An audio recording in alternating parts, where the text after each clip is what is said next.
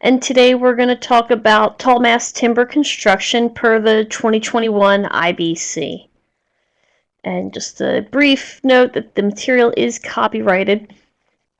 I'll assume that most of you all took a look at the description and the learning objectives for today's course when you signed up. So I won't read the whole thing, but just the basic outline of what we're going to talk about today is going to be how ICC came to form the Tallwood Ad Hoc Committee, how the Tallwood Ad Hoc Committee was impacted by the events, by influences and things that other countries, European countries, Asian countries had been doing with their tall mast timber structures, and finally what the ICC committee, the results of their fruits of their labor was.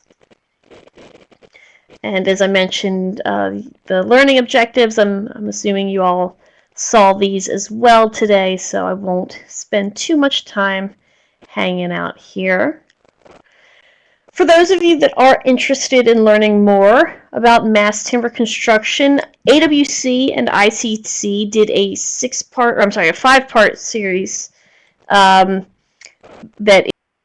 is available on our website. So this is a combination of Module 3 and then some elements of Module 4. And then I've also added some new information based on some recent code change proposals that have happened just in the last couple of months in 2021. And we'll touch on those at the end. So if you kind of want a more comprehensive overview of what the product is and what it does, check out our website, awc.org/education. So I'd like to start off by explaining not just what mass timber construction is, but also what it isn't. So I'm sure many of you are familiar with this traditional, conventional light frame construction or stick frame construction. You might be familiar with calling it that as well. And this is simply our 2x or whatever, 2x4s, 2x6s, 2x-whatevers at 16, 24 inches on center, some repetitive framed members that are built up, and typically we see them go, maybe 4 or 5 stories is where we'll see those top out. Mass timber is not the same as that. So mass timber buildings are typically going to be taller, but not always taller, and they're going to contain CLT and other large members. So some of these members will also qualify as heavy timber, and that's something that you might be familiar with in Type 4 construction, or in the 2021 IBC, it's been renamed Type 4 HT.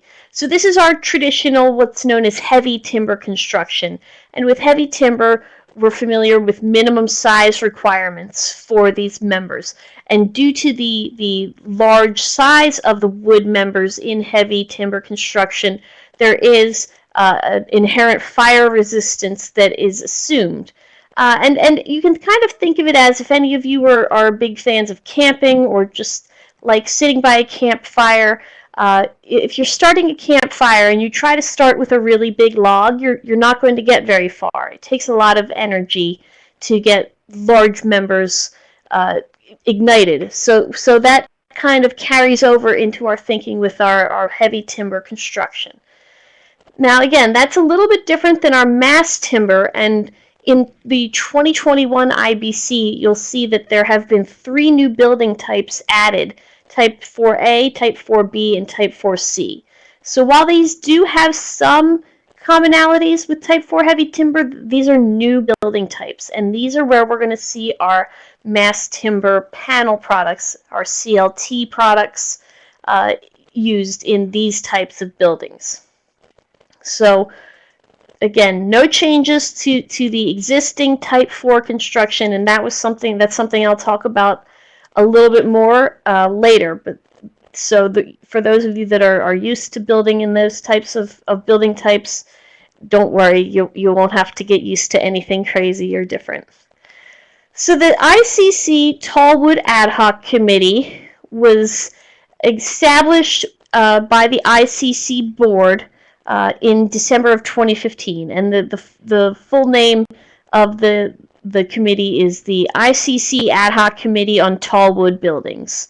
And the three primary purposes of this committee was to, as you see here, explore the science of tallwood buildings, investigate the feasibility of those structures, and take action on developing code changes for tallwood buildings in the IBC.